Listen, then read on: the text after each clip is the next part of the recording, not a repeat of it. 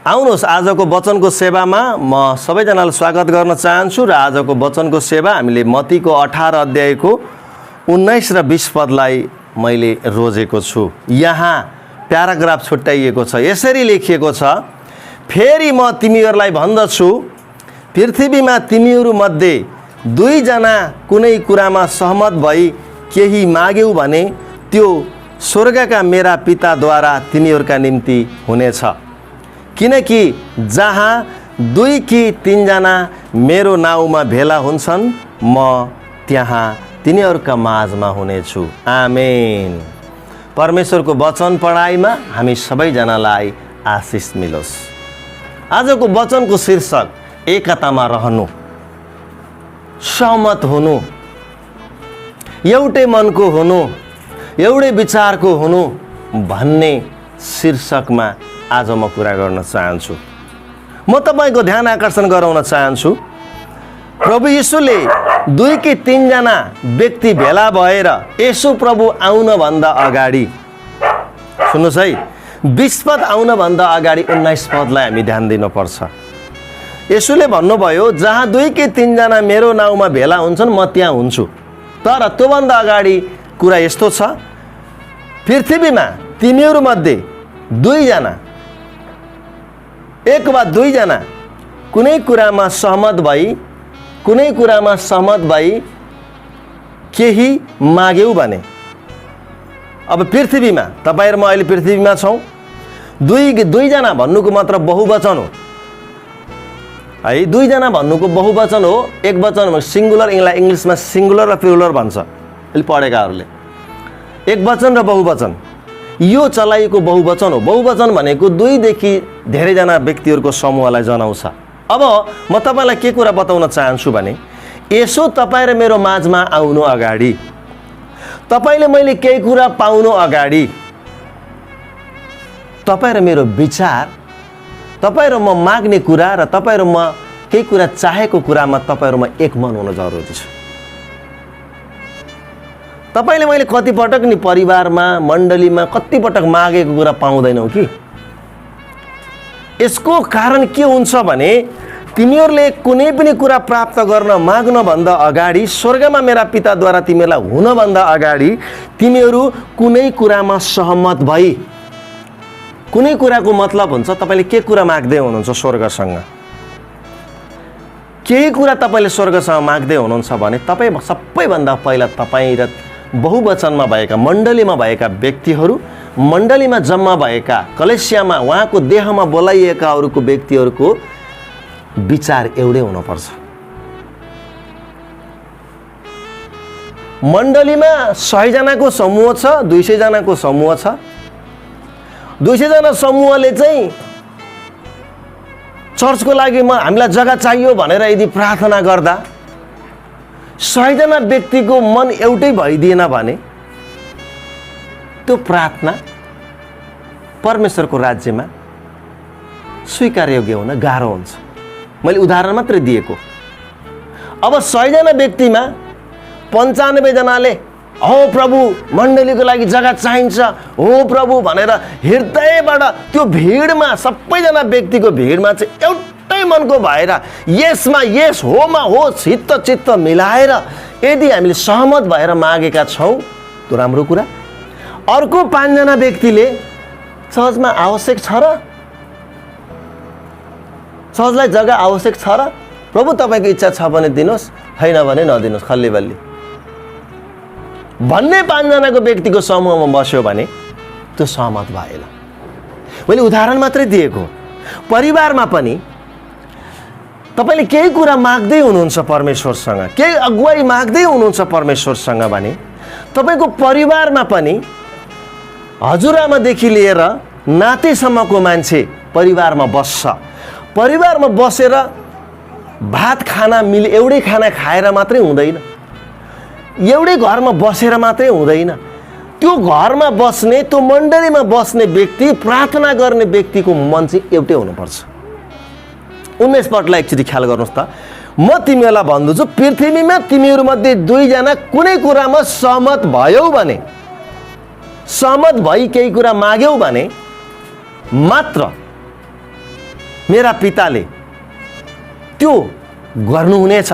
अनि दोस्रो, जहाँ 2 कि 3 जना एकै मनको भएर भेला हुन्छौ नि, म त्यहाँ हुन्छु भन्नुभयो। प्रभुले 2टा प्रतिज्ञा गर्नुभयो। एउटा, एक मनको भएर तिमीहरूले माग्यौ भने मेरा पिताले त्यो गर्नुहुनेछ। अर्को, एकै मनको भएर 2 कि 3 जना भेला भयो भने म त्यहाँ हुनेछु। हेर्नुहोस् त, पिताले पनि गर्नुहुनेछ, म पनि त्यहाँ उपस्थित हुनेछु। तर त्यो हुनभन्दा अगाडि हामीलाई चाहिने कुरा के रहेछ भन्दा सहमति, एकता, एउटै मन, एउटै विचार अनि एउटै चित्त। चर्चको एउटा आधिकारिक व्यक्ति पास्टर हुन्छ, घरको आधिकारिक व्यक्ति बाबुआमा हुन्छ। अनि त्यही बाबुआमामा पनि एउटा कुरा मिलेन भने त्यो प्रार्थना परमेश्वरको राज्यमा नजान सक्छ। मण्डलीमा नि पास्टरले एउटा दर्शन र भिजन ल्याएको हुन्छ, अनि त्यो पास्टरले ल्याएको दर्शन भिजनमा पनि आधी मान्छेले दर्शन भिजनलाई पछ्याउने, आधी मान्छेले दर्शन भिजनलाई नपछ्याउने भन्ने हो भने पनि त्यहाँनिर पनि सहमति हुँदैन। मेरा पिताले तपाईँलाई मलाई दिनभन्दा अगाडि, प्रभु येशू तपाईँ र म कहाँ आउनभन्दा अगाडि उहाँले हामीबाट चाहना गर्नुभएको कुरा हो एकता, एउटै मन, एउटै विचार, एउटै कुराको लगाव। बाउले भन्छ एउटा, आमाले भन्छ एउटा, पास्टरले भन्छ एउटा, लिडरले भन्छ एउटा। यो चाहिँ मिल्दैन, त्यहाँ असहमति हुन्छ। अनि असहमति भएको ठाउँमा मेरा पिताले काम गर्न गाह्रो पर्छ। एकपटक प्रभु यीशु ख्रीष्टले याइरसको छोरीको बेलामा होला सम्भवतः उहाँ त्यो घरभित्र छिर्नुभयो। याइरसकी छोरी मरिसकेकी थिए। येशूले सबै मान्छे भिडभाडलाई बाहिर निकाल्नु भयो र उहाँले आफ्नो विचार मिल्ने व्यक्तिलाई मात्रै भित्र लिएर जानुभयो। किन थाहा छ? भित्र गएर येशूले याइरसको छोरीलाई जीवित बनाउनको निम्ति एउटा विचार चाहिन्थ्यो, एउटा मन चाहिन्थ्यो, एक चित्त चाहिन्थ्यो। अनि उहाँले आफ्ना चेलाहरूलाई मात्र लिएर भित्र पस्नुभयो र उहाँले छोरी तिमी निदायकी मात्रै हौ भनेर उहाँले बौरा उठाउनु भयो। तर यदि त्यो भिडकै अगाडि उहाँले बौरे उठाउन लाउनु भएको भए त्यहाँ के हुने थियो भन्दा यस्तो हुन सक्छ र? यो त हुँदैन, यो त असम्भव छ, मरेको मान्छे कहाँ जीवित हुन्छ भन्ने प्रकारको असहमति एकातर्फ हुने थियो एकातर्फ। अनि सहमतिका बावजुद पनि मेरा परमेश्वरले काम त गर्न सक्नुहुन्थ्यो, किनकि येशू स्वयं परमेश्वर हुनुहुन्थ्यो। तर सिचुएसन अहिले कस्तो छ भने अहिले हामी संसारमा छौँ, पवित्र आत्मा हामीमा भएर अहिले परमेश्वरले हाम्रो जीवनमा काम गर्नुहुन्छ र अहिलेको प्रतिज्ञा अनुसार येशू प्रभुले आफ्नो उपस्थिति दिनभन्दा अगाडि तपाईँ र मेरो एकतामा तपाईँ र म रहन जरुरी छ। पिताले तपाईँलाई मलाई केही दिनभन्दा अगाडि तपाईँ र मेरो परिवार र तपाईँ र मेरो मण्डली परिवार र तपाईँ र म जुट्ने ठाउँमा हाम्रो विचारमा एकबद्धता हुन जरुरी छ। नत्र भने बाइबल मिल्दैन। बाइबल संसारका मान्छेहरूको भेला हुने ठाउँ होइन। प्रवचन दिने व्यक्ति संसारको नेताले प्रवचन बाँडेको कुरा होइन। त्यसकारण एकता भन्ने शब्द 3वटा शब्दले मिलेर बनेको छ है। हाम्रा परमेश्वर पनि त्रिएकतामा हुनुहुन्छ, पिता, पुत्र र पवित्र आत्मा। अनि पिता, पवित्र आत्मा, पुत्र र पवित्र आत्मा चाहिँ त्रिएकतामा उहाँ एक हुनुहुन्छ। उहाँ एक भए पनि उहाँको विचार एक छ। कहिल्यै पिता परमेश्वर र पुत्र परमेश्वरको कुरा बाजेको देख्नु भएको छ? छैन। पिता पुत्र मिल्नुभयो, पवित्र आत्मा नमिलेको देख्नु भएको छ? छैन। पवित्र आत्मा बोल्नुहुन्छ, पिताले सहमति जनाउनुहुन्छ, आमेन। पुत्र बोल्नुहुन्छ, पवित्र आत्माले सहमति जनाउनुहुन्छ। पिता बोल्नुहुन्छ। पिता, पुत्र र पवित्र आत्मा 3 त्रिएक व्यक्तिले जुन कालखण्डमा बोलेको भए तापनि उहाँहरूको एकता मिल्छ। त्रिएकतामा एकता छ। उहाँले पिताको कुरालाई पवित्र आत्माले कहिल्यै पनि टाल्नु भएन र पवित्र आत्माको कुरा पुत्रले कहिल्यै पनि टाल्नु भएन। उहाँहरू एकतामा हुनुभए जस्तै परमेश्वरले अथवा पुत्र येशूले यस पृथ्वीमा प्रार्थना गर्दा उहाँले के भनेर प्रार्थना गर्नुभयो? पिता, तपाईँको इच्छा स्वर्गमा जस्तो छ पृथ्वीमा पुरा होस्। यसको मतलब हुन्छ पिताले यस पृथ्वीमा एकता भएमा कायम होस् भन्ने परमेश्वरको चाहना छ, पिताको चाहना छ। अनि तपाईँ र म मण्डलीमा जुट्दा एकतामा जुट्नुपर्छ। तपाईँ र म घरमा जुट्दा एकतामा जुट्नुपर्छ। तपाईँ र म प्रार्थना गर्नभन्दा अगाडि, माग्नुभन्दा अगाडि तपाईँ एक्लै हुनुहुन्छ भने कुरा बेग्लै हुन्छ, तर तपाईँ समूहमा हुनुहुन्छ भने, तपाईँ परिवारमा हुनुहुन्छ भने, तपाईँले परमेश्वरसँग केही कुरा माग्दै हुनुहुन्छ भने नि तपाईँको परिवारको सङ्ख्या 5 जना होस् या 10 जना होस् वा 7 जना होस् वा 3 जना होस्, तपाईँहरू 3 जनाको, तपाईँहरू 5 जनाको, तपाईँहरू 10 जनाको विचार चाहिँ मिल्नुपर्छ। आमेन भन्नुहोस्। नत्र भने गाह्रो हुन्छ। नत्र भने पिताले गर्नुहुन्न, नत्र भने पुत्र येशूको उपस्थिति हुँदैन। टाढाबाट आएर हेर्नु र उपस्थिति दिनुमा अन्तर हुन्छ। आज कतिपटक शैतानले हाम्रो परिवारमा, हाम्रो मण्डलीका व्यक्तिहरूमा उसले विभिन्न विचारहरू हालिदिएर एकतामा आउन रोकिरहेको पनि कहिलेकाहीँ देखिन्छ। म तपाईलाई बताइदिउँ,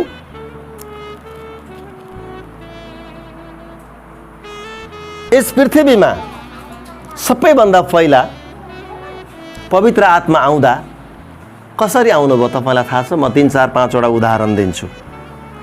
यस पृथ्वीमा सबैभन्दा पहिलोचोटि पवित्र आत्माको इन्ट्री हुँदा 120 जनाले कसरी प्रार्थना गरेका थिए?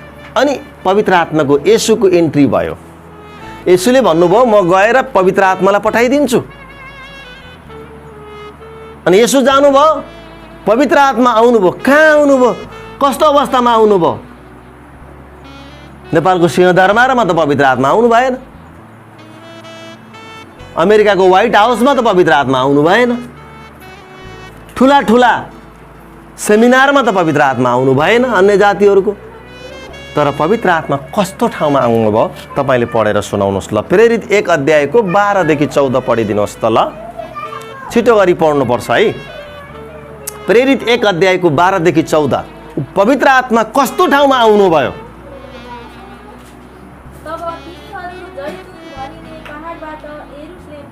फर्के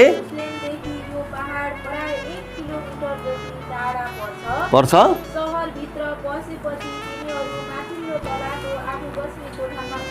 उग्ले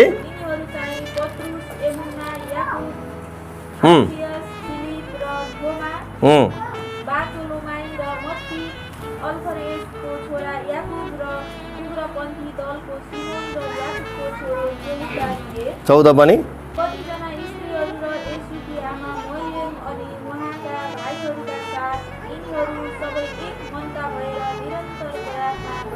हो। येशू प्रभु जैतुन डाँडाबाट उठाइनु भइसकेपछि ती सबैजनाको नाम पनि यहाँ लिस्ट नछुटेको भए पनि यहाँ चेलाहरूको मुख्य मुख्य व्यक्तिको नामहरू एट्याच गरिएको छ। अनि 14 पदले भन्छ धेरैजना स्त्रीहरू अनि येशूका चेलाहरू जम्मा जम्मी 120 जनाहरू कसको घरमा? येशूकी आमा र मरियम र अनि उहाँका भाइहरूका साथ यिनीहरू सबै के भएर अरे एकै मन भएर प्रार्थना गरिरहन्थे। एकै मनको भएर कति दिनसम्म? 10 दिनसम्म एकै मनको भएर प्रार्थना गरे। अनि एकै मन भएको मनको भएर प्रार्थना गर्दै गर्दा पवित्र आत्मा पहिलो पटक यस पृथ्वीमा उहाँ आउनुभयो। बतासको रूपमा, जिब्रा आगोको रूपमा पवित्र आत्मा पहिलो पटक चेलाहरू अथवा उहाँका अनुयायीहरू उहाँलाई प्रार्थना गर्ने, एउटै मनको भएर प्रार्थना गर्नेहरू कहाँ पवित्र आत्मा आउनुभयो। याद गर्नुहोस् है, एकै मनको भएको ठाउँमा येशूले भन्नुहुन्छ म त्यहाँ हुनेछु। पिताले भन्नुहुन्छ कुनै कुरा माग्नुभन्दा अगाडि तिमीहरू सहमत हुनुपर्छ, एक हुनुपर्छ। तिमीहरूले माग्ने कुरामा तिमीहरू डिक्लियर हुनुपर्छ। तिमीले चाहेको कुरामा तिमीहरू एक मनको भएर हुनुपर्छ। अनि एउटै मनको भएर गरिएको प्रार्थना नै नि पिताले त्यसलाई गर्न राजी हुनुहुन्छ, बाध्य आउनु पर्नुहुनेछ अथवा उहाँ तयार बन्नुहुनेछ। तर तपाईहरु 5 जना व्यक्तिमा, 10 जना व्यक्तिमा, 100 जना व्यक्तिमा नै फेरबदल आउँछ, एकता आउँदैन अनि बीचबीचमा भाँजो आउँछ, बीचबीचमा मन विचार मिल्दैन, उसको विचार ठीक हो, उसको विचार ठीक होइन भन्ने मतभेदहरू जब हाम्रो मनमा आउँदछ अनि हामी सबैजनाले प्रार्थना त गर्छौं तर प्रार्थना गरे अनुसारको रिजल्ट हाम्रो जीवनमा आउँदैन। आज म तपाईलाई गतिलो कुरा बताइदिन्छु। येशू प्रभुले आफै भन्नुभयो, कुनै कुरा पाउनभन्दा अगाडि, कुनै कुरा मेरा पितासँग माग्नभन्दा अगाडि त्यो कुरामा तिमीहरू एक मनको भाव, सहमति हौ। मैले अघि चर्चको जमिनको उदाहरण दिएँ। कुनै कुरा माग्न अगाडि पहिला तपाईहरुको बीचको एकता अनिवार्य हुनुपर्छ। उदाहरण एउटै परिवारलाई हेरौँ। एउटा परिवारले 40-50 लाख रुपैयाँ पैसा छ अरे उसँग। अब श्रीमानले भन्छ होइन यो पैसा ब्याजे लगाऊ, एउटा श्रीमतीले भन्छ होइन यो घडेरी किनौ, छोराले भन्छ होइन बिल्डिङ बनाऊ, छोरीले भन्छ होइन भाडा बनाएर चाहिँ भाडामा दिउँ, अनेक अनेक। अब त्यहाँ एउटै विचार आयो त? आएन। अब तपाईले केही कुरा परमेश्वरसँग माग्नु भएको छ भने पहिला कुरा तपाईहरु मेरो परिवार त्यो विषयप्रति एक मन हुन जरुरी छ। हाम्रो मण्डली परिवार एक मन हुन जरुरी छ। एक मनको भएर जबसम्म प्रार्थना गरिदैन त्यो पिताले त्यो गर्नुहुने छैन।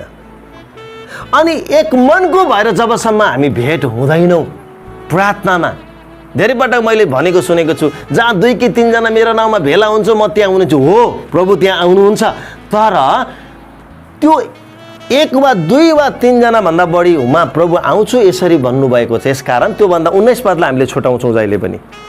20 पदलाई मात्रै हामी प्रभु जहाँ 2 कि 3 जना हुन्छन् म त्यहाँ आउँछु भन्नुभएको छ भन्छ। तर त्यो भन्दा अगाडि यसले के भन्नुभएको छ? म तिमीहरू कहाँ आउनु भन्दा अगाडि तिमीहरूको विचार र मन एक भएको हुनुपर्छ। हो, त्यस्तै हामीले देख्छौं पेन्टिकोस्टको दिनमा पवित्र आत्मा चाहिँ कहाँ आउनुभयो? जब तिनीहरू एकै मनको भएर निरन्तर प्रार्थना गरिरहे अनि मात्र पवित्र आत्मा एकै मनको भएको ठाउँमा आउनु भएको छ। आमेन। दोस्रो उदाहरण दिउँ, प्रेरितको 2 अध्याय। अब त्यो पवित्र आत्मा आउनुभयो, पवित्र आत्मा आउनु भइसकेपछि मण्डली सुरु भयो। मण्डली सुरु भइसकेपछि पहिलो शताब्दीको मण्डलीले कसरी प्रार्थना गर्थ्यो? प्रेरित 2 अध्यायको 44 मा आउनुभयो भने तपाईले त्यहाँनिर पाउनुहुन्छ। 44 मा तपाई पाउनुहुन्छ। हेर्नुस् है, विश्वास गर्नेहरू जति सबै एकसाथ बस्थे र तिनीहरूका सबै थोक साझा थिए। वाउ! तिनीहरूको मन एउटै थियो, तिनीहरूको सामान एउटै थियो, तिनीहरूको विचार एउटै थियो, तिनीहरूको सोचाइ एउटै थियो। एउटा पास्टरले चाहिँ यो गर्ने भन्यो भने सबैले यो गर्ने भनेर सहमति गर्थे। तिनीहरूको मेरो भन्ने कुरा केही थिएन, तेरो भन्ने कुरा केही थिएन। तिनीहरूको सबै कुरा साझा थियो, सबै कुरा एकता थियो, सबै कुरामा विचार मिल्दथ्यो। अनि त्यस्तो पहिलो शताब्दीको मण्डली थियो र त परमेश्वरको काम अचम्म तरिकाले पहिलो शताब्दीमा अद्भुत तरिकाले भयो।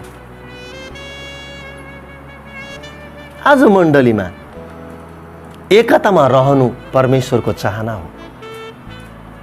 परिवारमा एकतामा रहनु परमेश्वरको चाहना हो।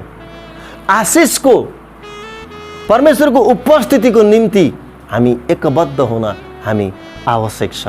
पहिलो शताब्दीको मण्डली एकतामा, एउटै सामानमा, एउटै सम्पत्तिमा, तिनीहरूका सम्पूर्ण थोक चाहिँ साझा थिए। तिनीहरू एकसाथ बस्थे, तिनीहरूमा मतभेद थिएन। अनि त्यो आशिष बगेर अन्य जातिहरूमा पनि जान थाल्यो।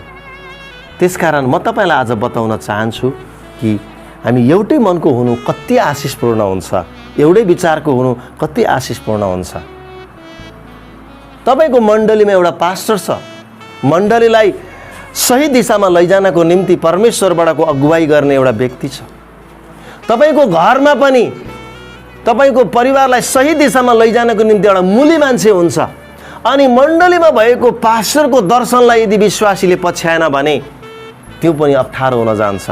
अनि घरमा पनि एउटा मूली मान्छे हुन्छ, घरको मूली मान्छेको एउटा विचारलाई पनि अरू व्यक्तिले पछ्याएनन् भने पनि त्यहाँनिर पनि समस्या आउन सुरु गर्छ अनि त्यो ठाउँ आशिषित बन्न सक्दैन।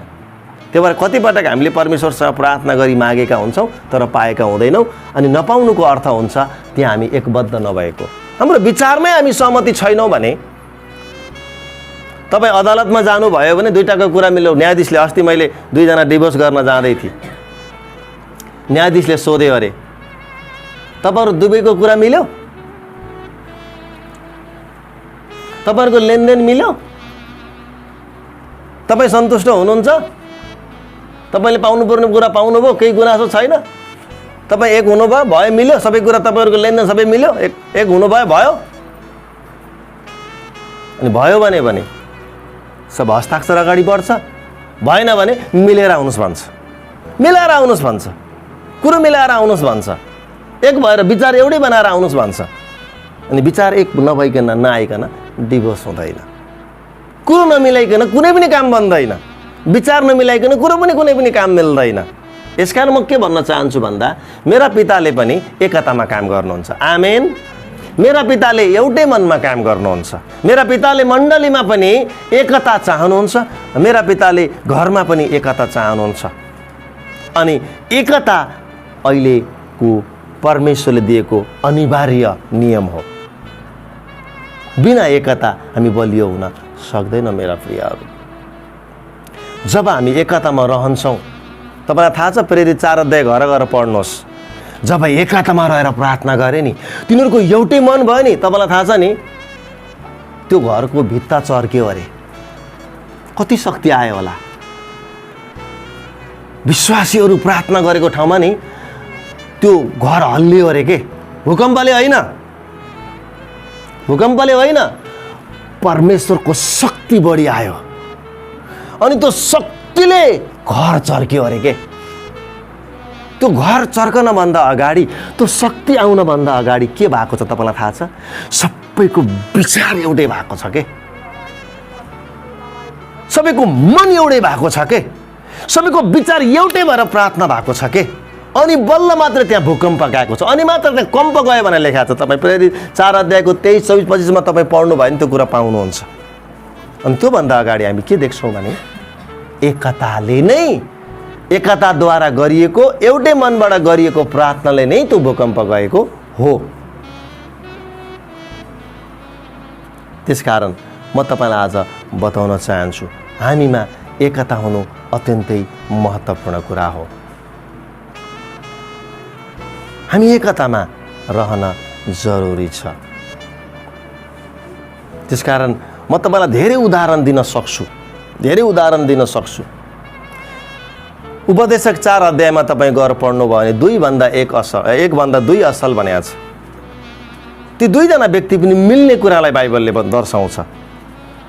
सर, घरमा परिवार बढ्नु ठुलो कुरा होइन, मण्डलीमा सङ्ख्या बढ्नु मात्रै पनि ठुलो कुरा होइन, तर एकता आउनु, त्यो बिचमा सहमत हुनु, एक अर्काका विचार मिल्नु अनि सबैको विचार मिलेर त्यो विषयमा प्रार्थना गर्नु, अनि त्यो परमेश्वरको उपस्थिति त्यहाँ अचम्म तरिकाले आउँछ, अचम्म तरिकाले आउँछ। हामीमा एकता हुन जरुरी छ। अब अर्को उदाहरण दिउँ तपाईँलाई। एकपटक पत्रुस येशूको सुसमाचार सुनाउने क्रममा जेलमा परे, पक्राउ परे अनि उनलाई थुनामा लगियो, कडा निगरानीमा राखियो, जेलको भित्री गहिराईमा राख्यो, धेरैजनाको निगरानीमा भाग्न नपाओस् भनेर राखियो। अनि मण्डलीलाई साह्रो गाह्रो पार्यो, किनकि मण्डलीको पास्टर नै पक्राउ परेको थियो, मण्डलीले एउटा गोठालो गुमाएको थियो। प्रवचन दिने, परमेश्वरको दर्शन र प्रकाश ल्याउने, ज्ञान बाँड्ने व्यक्ति नै आज पक्राउ परेर जेल परेको थियो। अनि मण्डलीले के गर्न थाल्यो? मण्डलीले प्रार्थना गर्न थाल्यो। अनि प्रार्थना गर्नु ठुलो कुरा होइन के, प्रार्थना गर्नभन्दा पहिला एकता आउनुपर्छ के, सहमति आउनुपर्छ के। पहिला सहमति नआइकन गरेको प्रार्थना ध्वनि मात्रै हो, त्यसले परमेश्वरको रिजल्ट ल्याउँदैन। पिताको मन प्रसन्न गराउँदैन। पिताले त्यसलाई छिटो तरिकाले उत्तर दिनुहुन्न। प्रेरित 12 अध्याय निकाल्नुहोस्। जब पत्रुस थुनामा गए तब तपाईले पढिदिनुहोस्। प्रेरित 12 अध्यायको 5 पद पढ्नुहोस् त तपाईले प्रश्न गरी पाउनुहुन्छ।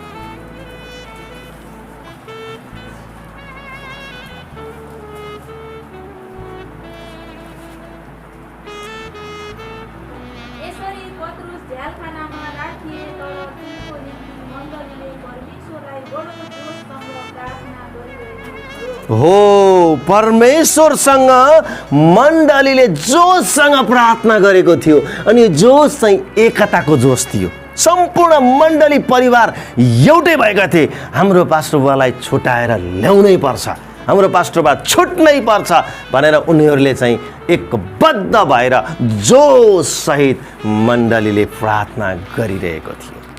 सो अनुरूप पिताले सुन्नुभयो र उहाँले स्वर्गदूत पठाइदिनु भयो र स्वर्गदूतले रातारात पत्रुसलाई त्यहाँबाट बाहिर निकालेर प्रार्थना गरेर भ्याउन नपाउँदै पत्रुस त प्रार्थना गरेको ठाउँमा पुगिसकेका हुन्छन्। मण्डलीको मन एउटै भएको थियो, मण्डलीको विचार एउटै भएको थियो र त्यो एउटै विचार भएर गरिएको प्रार्थना नि शक्तिशाली हुन्छ, शक्तिशाली हुन्छ। एकजनाले गरेको प्रार्थना भन्दा दुईजनाले गरेको प्रार्थना शक्तिशाली हुन्छ, दुईजनाले गरेको भन्दा तीनजनाले गरेको प्रार्थना शक्तिशाली हुन्छ, तीनजनाले भन्दा अझै बढीले गरेको शक्तिशाली। तर त्यो बिचमा एकता र सहमति भइदियो भने नि यति छिटो रिजल्ट आउँछ। पहिलो शताब्दीको मण्डलीले पत्रुसको लागि एक्लैले प्रार्थना गरेको थिएन, पत्रुसको लागि सम्पूर्ण मण्डली परिवारले प्रार्थना गरिरहेको थियो। त्यो पनि एकतामा, त्यो पनि सिरियस भएर, त्यो पनि जोशसँग प्रार्थना गरेको थियो। जब एकतामा आएर जब कसैले प्रार्थना गर्दछ नि परमेश्वरले उत्तर दिन कर लाग्छ, अथवा उहाँले उत्तर दिनु नै हुन्छ, दिनु नै हुन्छ, उहाँले उत्तर दिनु नै हुन्छ। यसमा कुनै समस्या छैन। तर उहाँले तत्कालै उत्तर नदिनुको पछाडि यसको रिजन हुन्छ कि हामीमा एकताबद्ध भएर हामीले प्रार्थना गरेका नहुन सक्छौँ है। यसकारण म तपाईँलाई बताउनु, एकतामा शक्ति छ। एउटै मनमा एकतामा रहनु शक्तिशाली कुरा हो भन्ने कुरामा म विश्वास गर्दछु। म तपाईँलाई पुरानो करारको एउटा उदाहरण दिउँ। बाबेलको धरहरा बन्दै थियो नि उत्पत्ति 11 अध्यायमा। म त्यो खण्ड पढ्दा बडो आश्चर्यचकित हुन्छु। त्यहाँ एकताको विषयमा बडो ज्वलन्त उदाहरण हो। तिनीहरूको एकता थियो तर तिनीहरूको उद्देश्य ठिक थिएन। उनीहरूले परमेश्वर कहाँ जाने एउटा स्वर्ग बनाउन, स्वर्ग कहाँ जाने एउटा भर्याङ बनाउन चाहन्थे र उनीहरूले त्यो स्वर्गको नाम चाहिँ आफ्नै राख्न चाहन्थे। उनीहरूको उद्देश्य गलत थियो तर उनीहरूको एकता राम्रो थियो।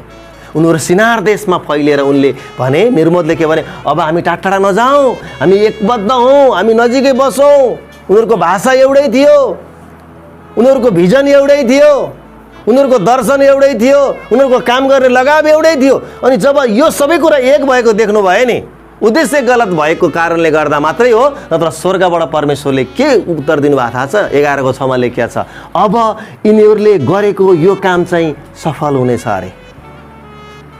अब यिनीहरूले गरेको काम चाहिँ के हुनेछ? सफल हुनेछ अरे। किन? किनकि यिनीहरूको भाषा एउटै छ, यिनीहरूको भिजन एउटै छ, यिनीहरूको काम गर्ने शैली एउटै छ, सबै एकबद्ध भएका छन् यिनीहरू। जहाँ एकबद्धता आउँछ नि, हे मेरा प्रियहरू, ओहो त्यहाँ डरलाग्दो शक्तिशाली उपस्थिति परमेश्वरको आउँदछ। तपाईँ 11 अध्याय पढ्नुहोस्, एकताको राम्रो नमुना तपाईँ पाउनुहुन्छ।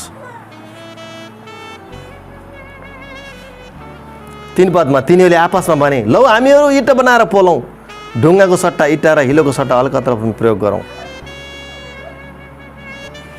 4 पदमा जब तिनीहरूले भने, लौ हामी आफ्नो निम्ति एउटा सहर र स्वर्गसम्म पुग्ने एउटा धरहरा बनाऊ अनि आफ्नो नाउँ राखौँ र हामी पृथ्वीतिर जताततै नछर्यौँ। यसको मतलब हुन्छ एकतामा आउनु। 6 पदमा परमेश्वरले भन्नुहुन्छ, अनि परमप्रभुले भन्नुभयो, यदि एउटै भाषा बोल्ने, होइन एउटै भाषा एउटै जातिको स्थानमा अहिले तिनीहरूले यो गरे भने अब तिनीहरूले योजना गरेको कुनै पनि कुरा असम्भव हुने छैन। यो कसले भनेको हो? परमेश्वरले भनेको हो। अब यो कसले भनेको? यो परमेश्वरले भनेको।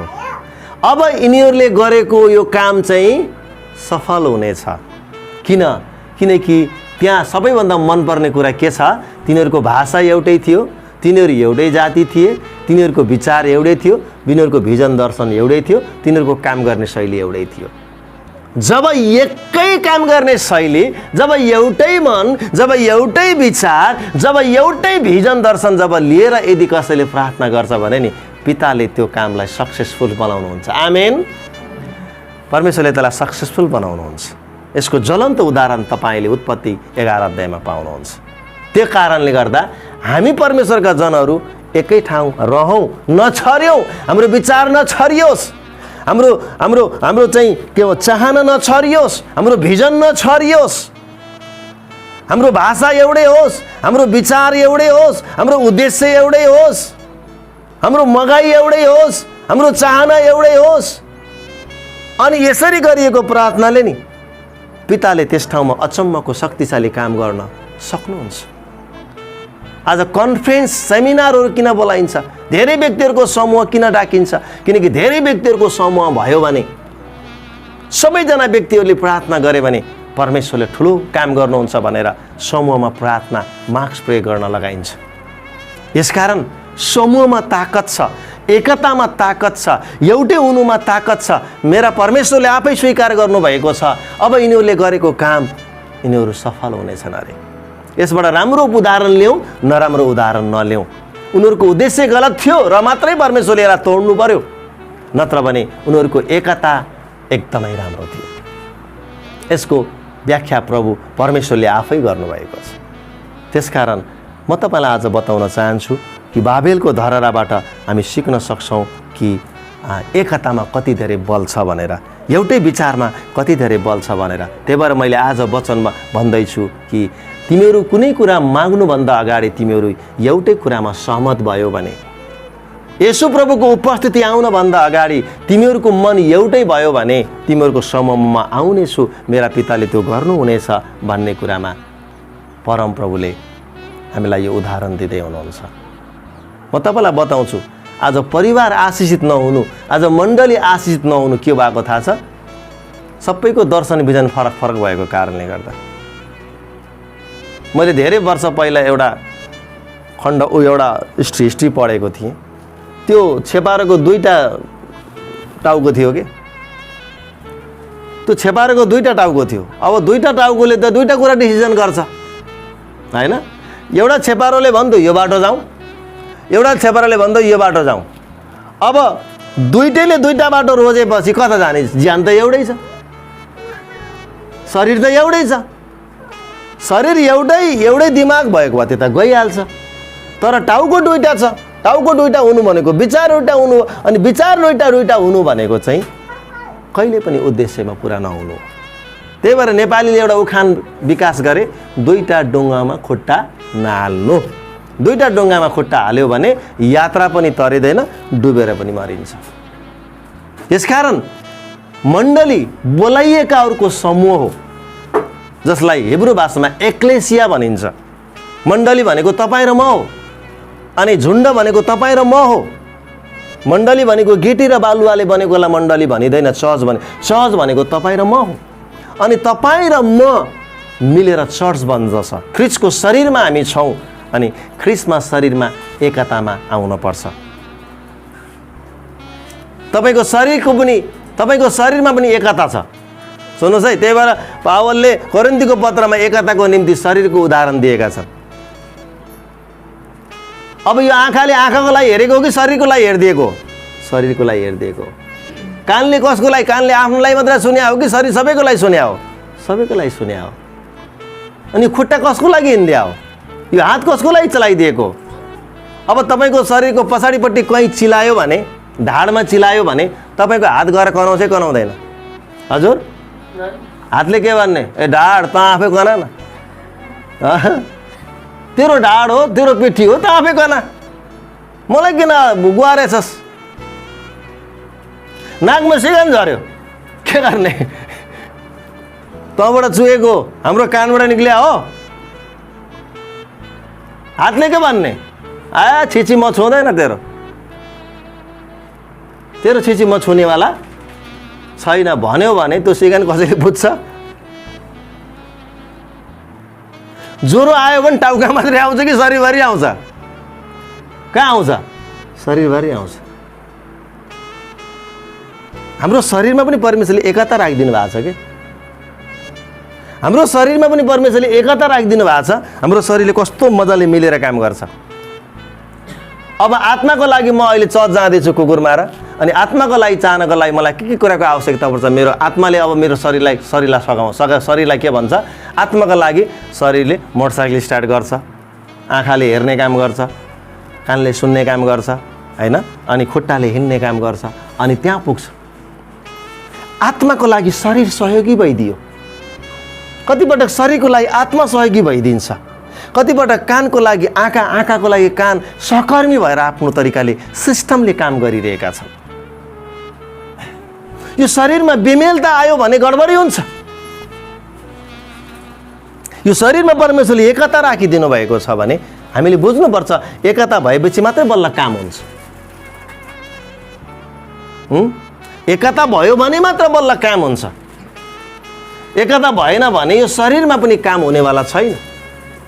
हातले आफ्नो घमण्ड गर्ने, हातले आफ्नो विचार चलाउने, खुट्टाले आफ्नो विचार चलाउने, कानले आफ्नो विचार चलाउने, नाकले आफ्नो घमण्ड गर्ने, आँखाले आफ्नो घमण्ड गर्ने, मै हुँ भन्ने, मलाई तेरो आवश्यकता छैन भनेर यदि भन्यो भने यो शरीर कहीँ जानेवाला छैन, चल्नेवाला छैन, केही हुनेवाला छैन, कुनै आशिष आउनेवाला छैन। घमण्ड बाहेक अरू केही पनि आउँदैन।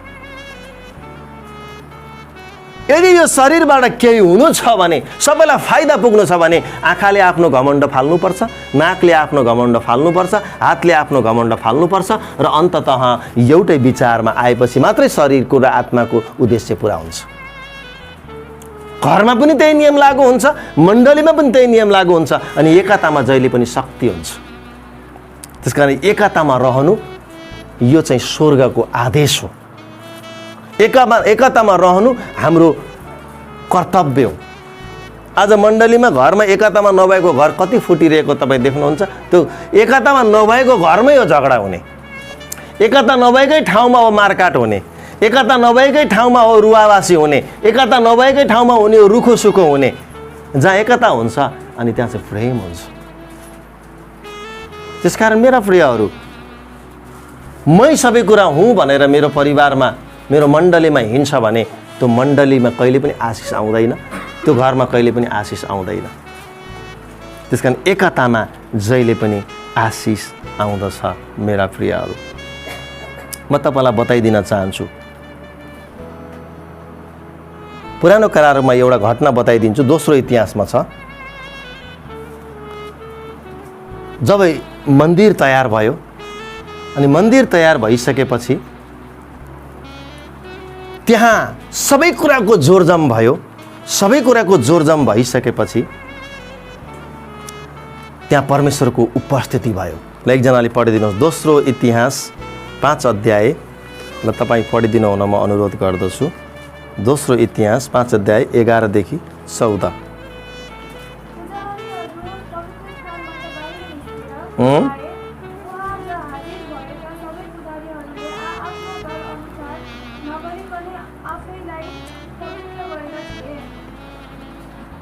दोस्रो इतिहास 5 को म पढिदिन्छु। अझै तल म पढ्छु। सबै लेवी गायकहरू अर्थात् आसाफ, होइ, हेमान र यदुतुन तिनीहरूका छोराहरू र कुटुम्बहरू समेत मलमलका कपडा लगाएर झ्याली, बेडा र सारङ्गी लिएर वेदीको पूर्वपट्टि उभिए। अनि तिनीहरूका साथमा 120 जना पुजारीहरू पनि थिए। तिनीहरूले चाहिँ तुरै बजाए। तुरै बजाउनेहरू र गीत गाउनेहरूले परमप्रभुको प्रशंसा र धन्यवादको निम्ति एक स्वर गरी 120 जना पुजारी अनि गवैयाहरू एक स्वर गरी आवाज निकाले अनि तुरही, झ्याली र अरू बाजाहरूसित परमप्रभुको प्रशंसा गर्नलाई तिनीहरूले यसो भनेर गीतको आवाज निकाले, उहाँ असल हुनुहुन्छ किनकि उहाँको प्रेम सदा सर्वदा रहिरहन्छ।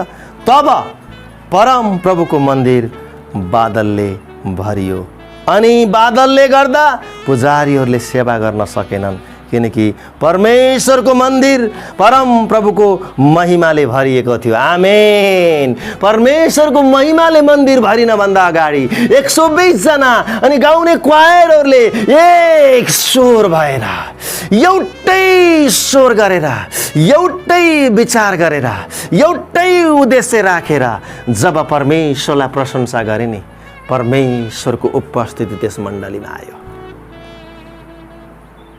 परमेश्वरको उपस्थिति त्यहाँ आयो।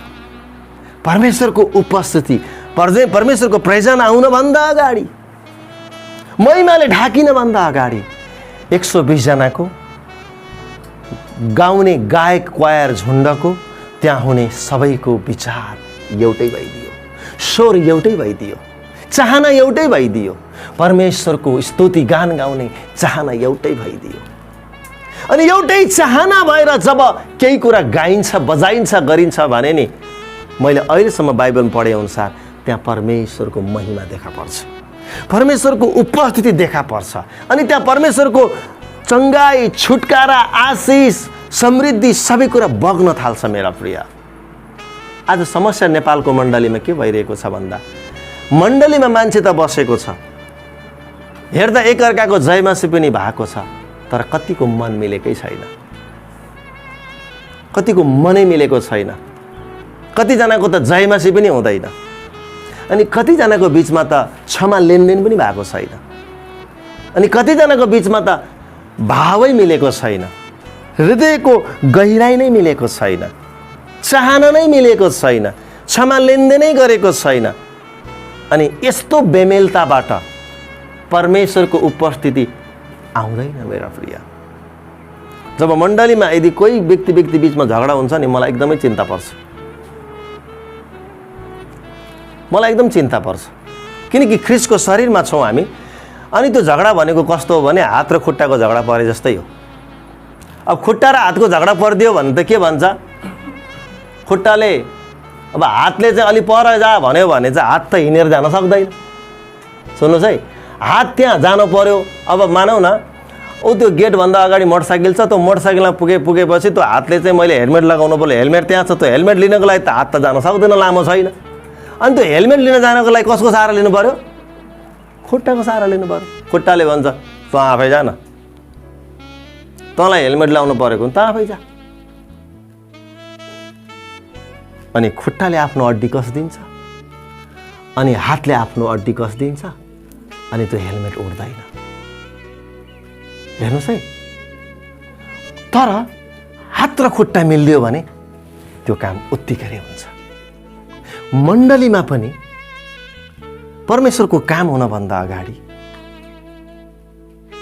हामी सबैका विचारहरू यस्तै प्रकारका फरक भइदियो भने नि, मण्डलीको समस्या समाधान हुँदैन, परमेश्वरको उपस्थिति आउँदैन।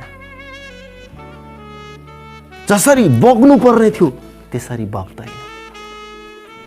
त्यसकारण मण्डलीमा येशूले आउनभन्दा अगाडि भाइसँग मिलाप गरेर आऊ भन्छ, बहिनीसँग मिलाप गरेर आऊ भन्छ, भेटी बल्ल चढाऊ भन्छ।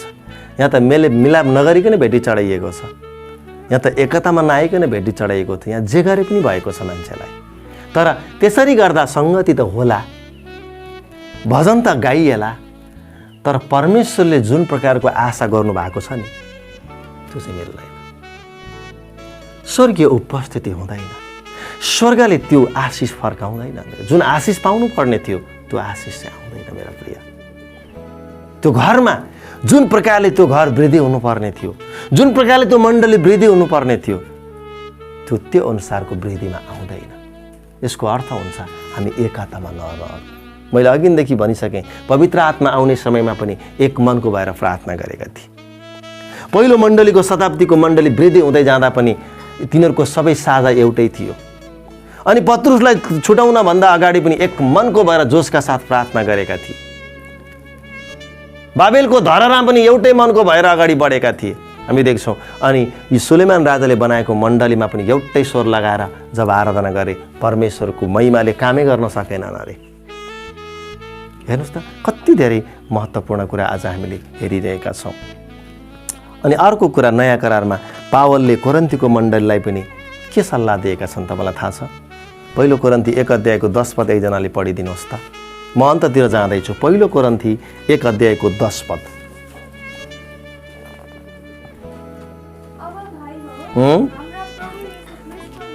नाउँमा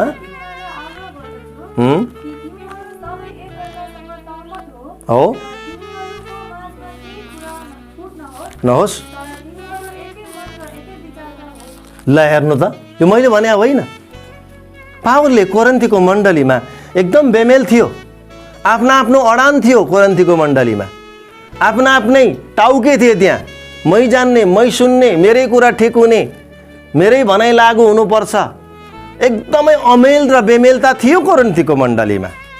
तर पावलले वचनद्वारा के भन्न चाहन्छन् 10 मा भने, एक अर्कासँग सहमत हो, तिमीहरूको माझमा केही फुट नहोस्, तर एकै मन र एउटै विचार, एकै मन र एकै विचारको हौ भनेर पावलले भन्नुहुन्छ। जबसम्म एकै मनको र एकै विचारको हुँदैनौ नि, तबसम्म पिताको उपस्थिति हामी कहाँ ल्याउन गाह्रो पर्छ। किनकि हाम्रा पिता, पुत्र र पवित्र आत्मामा कति मजाको संयमन छ। उहाँहरूमा कुनै पनि प्रकारको विचारको भेदभाव छैन। उहाँहरू त्रिएक हुनुहुन्छ र पनि एक हुनुहुन्छ। उहाँहरूमा कहिले पनि वैरभाव छैन, उहाँहरूमा बेमेलता छैन, उहाँहरूमा कहिले पनि फुट छैन। उहाँहरू अहिलेसम्म उहाँहरूको यति धेरै उदाहरण हामीले लिन सक्छौँ। तर आज यही सिस्टमले मण्डलीमा काम गरोस् भन्ने परमेश्वर चाहनुहुन्छ, यही सिस्टम घरमा आओस् भन्ने परमेश्वर चाहनुहुन्छ। तर यो सिस्टम आज मण्डलीमा र परिवारमा कम भएको कारणले गर्दा आज मण्डली आशिषित हुन सकिरहेको छैन, आज परिवार आशिषित हुन सकेको छैन, आज परिवार फस्टाउन सकेको छैन, आज मण्डली फस्टाउन सकेको छैन। किनकि त्यहाँ विभिन्न प्रकारका विचारहरूको ओहिरो आउँछ। त्यसकारण म तपाईँलाई बताउन चाहन्छु कि परमेश्वरको चाहना छ हामी एकै चित्तको, एकै मनको हुनु, अनि मात्र हामी अगाडि बढ्न सक्छौँ। म अझै नजिक जान चाहन्छु। रोमी 15 अध्यायको 5 र 6 पद पनि म पढिदिन अनुरोध गर्छु। म एक दुईवटा खण्ड दिनेछु अझै, त्यसपछि म यसलाई अन्त गर्नेछु। रोमी 15 अध्यायको 5 र 6 पद। रोमी 15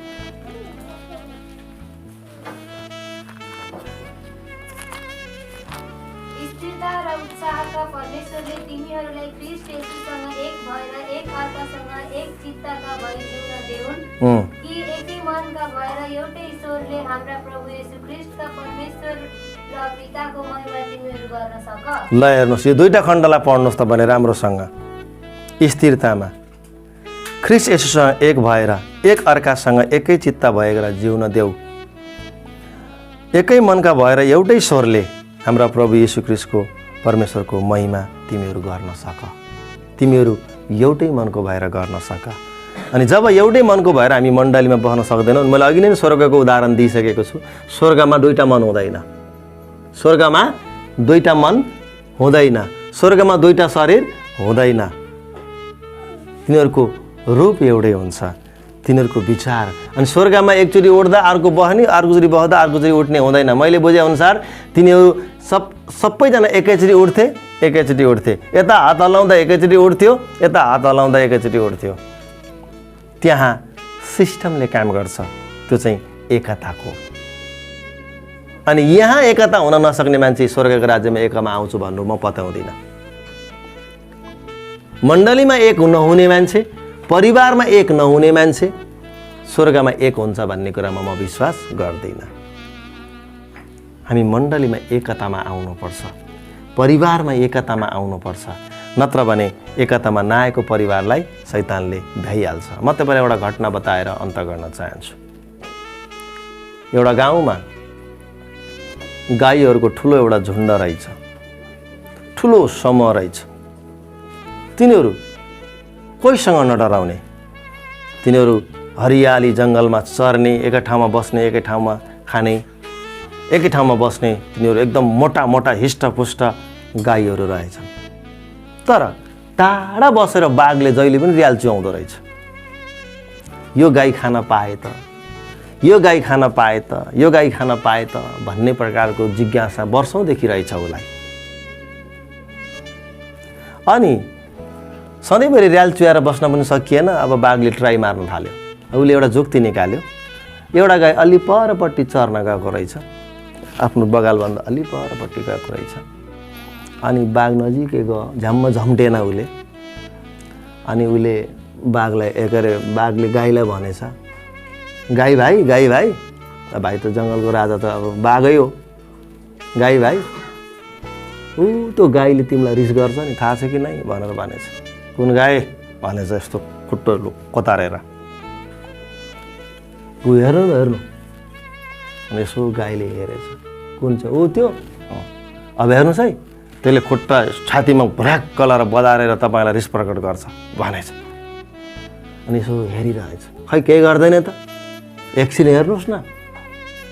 अनि अलि बेरमा त्यो गाईले अब के कुराले गरेर खुट्टो खोस्रेर छातीमा ढाप हिर्कायो।